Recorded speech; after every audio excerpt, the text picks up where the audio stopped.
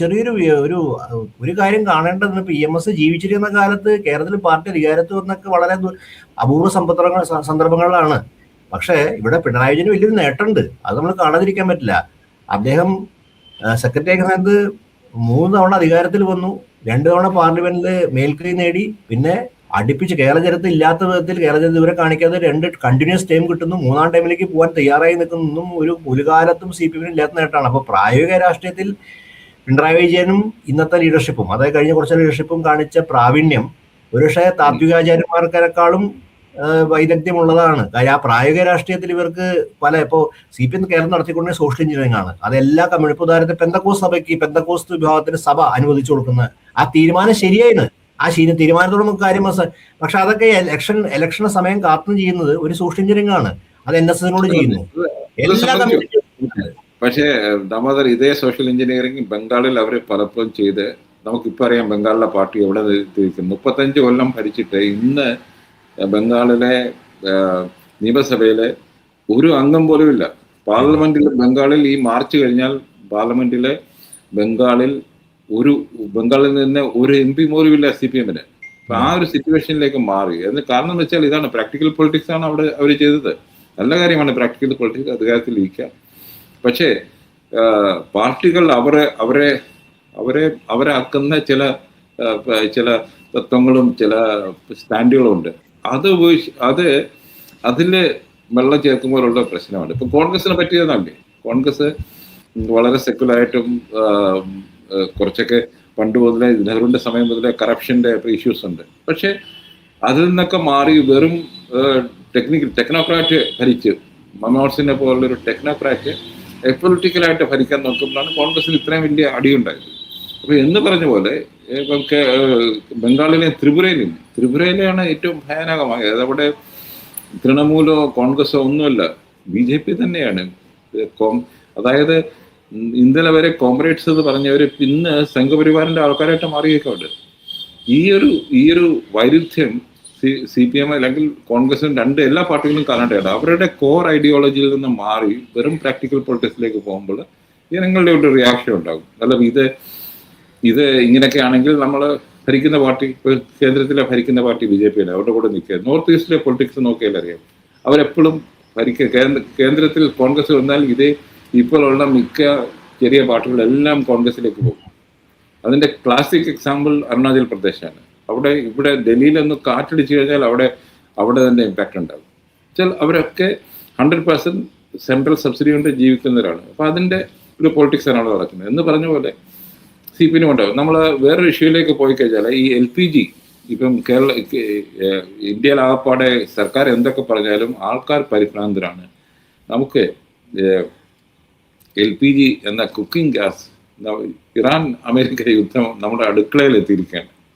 അത് ഒരു ഇഷ്യൂ ആണെന്ന് തോന്നുന്നുണ്ടോ? തീർച്ചയായും വളരെ പ്രധാനപ്പെട്ട ഇഷ്യൂ ആണ്. വളരെ പ്രധാന ഇലക്ഷൻ സമയത്ത് നമ്മുടെ കഴിഞ്ഞ നിയമസഭാ തെരഞ്ഞെടുപ്പിൽ കോവിഡിന്റെ സമയത്ത് കേരളം കേരളത്തിൽ തൊഴിലില്ലായ്മ, അതുപോലെ ഭക്ഷണം കഴിക്കാനുള്ള ബുദ്ധിമുട്ട് വിഷയങ്ങളിലൊക്കെ തന്നെ അന്ന് സർക്കാർ എടുത്തുന്ന ഒരു സമീപനമുണ്ട്. കേരളത്തിൽ മറ്റ് സംസ്ഥാന സർക്കാർ വ്യത്യസ്തമായിട്ട് പിണറായി സർക്കാർ സമീപനം തീർച്ചയായും പിണറായി സർക്കാരിനെ 99 സീറ്റിലേക്ക് തിരിച്ചു കൊണ്ടുവന്നു. വൻ വിജയമാണ് ആ സമയത്ത് നേടിയപ്പോൾ. അന്നത്തെ ഭരണം നോക്കുകയാണെങ്കിൽ 2001, 2006 ഭരണം അത്ര ഗംഭീരമായ ഭരണമൊന്നും ആയിരുന്നില്ല. ഒരുപാട് കസ്റ്റോഡിയൽ ഡെത്ത് അടക്കമുള്ള പ്രശ്നമായിരുന്നു. പക്ഷേ ആ കോവിഡ് സമയത്ത് സർക്കാർ ഉയർന്ന് പ്രവർത്തിച്ചു. ഒരു പക്ഷേ ഗവൺമെന്റിന്റെ ഒരു വലിയൊരു അത് പിണറായി വിജയൻ പൂർണ്ണമായിട്ടും അതിന്റെ ക്രെഡിറ്റ് അംഗീകരിക്കണം. എല്ലാ സമയം പത്രസമ്മേളനം വിളിക്കുകയും കാര്യങ്ങൾ അവതരിപ്പിക്കുകയും ചെയ്യുന്ന ആ സമയം നമ്മൾ കോൺട്രാസ്റ്റ് ചെയ്ത് നരേന്ദ്രമോദി സമയത്ത് പത്രസമ്മേളനം വിളിക്കാതിരിക്കുകയും അതേസമയം തന്നെ ഡൽഹിയിലൊക്കെ വലിയ മരണം ഉണ്ടാവുകയും സർക്കാർ പരിപൂർണ്ണ പരാജയപ്പെടുന്ന സമയത്ത് കേരളത്തിൽ സർക്കാർ ഉണ്ട് എന്നൊരു തോന്നൽ ജനങ്ങൾക്ക് ഉണ്ടാക്കുകയും അതിന്റെ ഗുണഫലം തീർച്ചയായിട്ടും ഇടതുപക്ഷ സർക്കാരിന് കിട്ടി. LPG ക്രൈസിസ് വലിയ ക്രൈസിസാണ്. കാര്യം ഇപ്പം ഞാനിന്ന് രാവിലെ വാർത്ത വായിക്കുമ്പോൾ ടെക്നോ പാർക്ക് അങ്ങനെ സ്ഥലങ്ങളിലെല്ലാം തന്നെ വർക്ക് ഫ്രം ഹോം ആക്കി. അതായത് കോവിഡ് പോലെ സാഹചര്യമാണ്. കാര്യം അവിടെ ഭക്ഷണ ക്യാൻറ്റീനുകളൊക്കെ അടച്ചിട്ടുണ്ട്, പകരം വർക്ക് ഫ്രം ഹോം ആക്കി. ഇതുപോലെ കോളേജ് ക്യാൻറ്റീനുകൾ അടയ്ക്കുന്നു.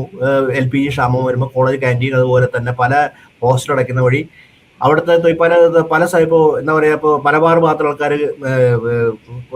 എറണാകുളത്തും തിരുവനന്തപുരത്തും പോയി ജോലി ചെയ്യുന്ന അവിടെ ഹോസ്റ്റലിലായിരിക്കും താമസിക്കുന്നത്, ലേഡീസ് ഹോസ്റ്റലിലേക്കായിരിക്കും താമസിക്കുന്നത്. അപ്പോൾ അവരെ സംബന്ധിച്ചുള്ള ഹോസ്റ്റൽ ക്യാൻറ്റീനിൽ LPG കിട്ടാത്ത സ്ഥിതി ഉണ്ടാവുകയാണെങ്കിൽ അവർക്ക് മടങ്ങി വരും. അപ്പോൾ അങ്ങനെ അത് പ്രതിസന്ധിയിലേക്ക് പോകുന്നതിനുള്ള സാധ്യത നിലനിൽക്കുന്നുണ്ട്. അപ്പൊ യുദ്ധം വൈകുന്നതനുസരിച്ച് ഈ പ്രതിസന്ധി മൂർച്ഛിക്കും. ഇപ്പോൾ നരേന്ദ്രമോദി തീർച്ചയായിട്ടും പറയുന്നത് പോലെ തന്നെ എപ്സ്റ്റീൻ കേസിൽ പ്രതി കൂടി ആയിക്കഴിഞ്ഞ പ്രതിയല്ല, എപ്സ്റ്റീൻ കേസിൽ ഡയറിയിൽ വരുന്ന ഹർദീപ് സിംഗ് പുരി അടക്കം വിശ്വാസം നൽകുന്നുണ്ടെങ്കിലും LPG ക്രൈസിസ് ഇല്ലവരെയും കൂടി ആക്ച്വലി ഗ്രൗണ്ട് ലെവൽ പല കടകളും പല റെസ്റ്റോറൻറ്റുകളും അടച്ചു എന്നുള്ളതാണ് യാഥാർത്ഥ്യം.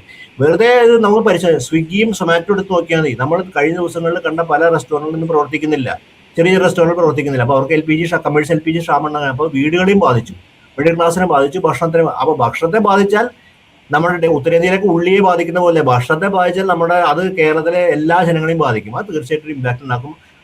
ആദ്യത്തെ ഇമ്പാക്ട് കേന്ദ്ര ഗവൺമെന്റിനെതിരായിരിക്കും. കാര്യം കേന്ദ്ര ഗവൺമെന്റിന്റെ കുത്തകയാണ്, കേന്ദ്ര ഗവൺമെന്റാണ് നമ്മുടെ ഓയിൽ പോളിസി എല്ലാം നിയന്ത്രിക്കുന്നത്. അതുകൊണ്ട് രണ്ടാമത് ഇവിടെ പക്ഷേ പിണറായി വിജയനെ സംബന്ധിച്ചോളം ഇതൊരു അവസരം കൂടിയാണ്. കേരളം ഇതിന് പ്രത്യക്ഷത്തിൽ കേന്ദ്ര ഗവൺമെന്റിനെതിരെ അത് ഇമ്പാക്ട് ഉണ്ടാക്കില്ല എങ്കിൽ കൂടി LPG ക്രൈസിസ് ഒരു ക്രൈസിസ് ആണെന്ന് പറഞ്ഞുകൊണ്ട് എന്തൊക്കെ ഓൾട്ടർനേറ്റീവ് സ്റ്റെപ്സ് ഗവൺമെന്റ് എടുക്കാൻ പറ്റും ഇത് ആശ്വാസം നൽകാനായിട്ട്, കാര്യം അത് പ്രധാനപ്പെട്ട കാര്യം. അപ്പോൾ അത്തരം ഒരു കാര്യം തീർച്ചയായും ഇത്തരം ക്രൈസിസുകളൊക്കെ നന്നായിട്ട് മാനേജ് ചെയ്യാൻ അറിയുന്ന നമ്മുടെ മുഖ്യമന്ത്രിക്ക് ഇടപെടാനുള്ള സാധ്യതയാണ്. അപ്പൊ അതൊരു വലിയ പ്രശ്നം തന്നെ കേരളം ബാധിക്കും. പിന്നെ രണ്ടാമത്തെ കാര്യം, പ്രവാസികളെയാണ് യുദ്ധം ബാധിച്ചിട്ടുള്ളത് വലിയ ഇതിൽ. ഇനി യുദ്ധം വർദ്ധിക്കുകയാണെങ്കിൽ പഴയ കുവൈറ്റ് ക്രൈസിസ് ഒക്കെ പോലെ പ്രവാസികളുടെ ജീവിതത്തെ ബാധിക്കും. അവിടെ ഒരുപാട് അവിടുത്തെ ഒരു വരണ്യ വിഭാഗത്തെ അവർക്ക് ജീവിക്കാനുള്ള സംവിധാനമുണ്ട്.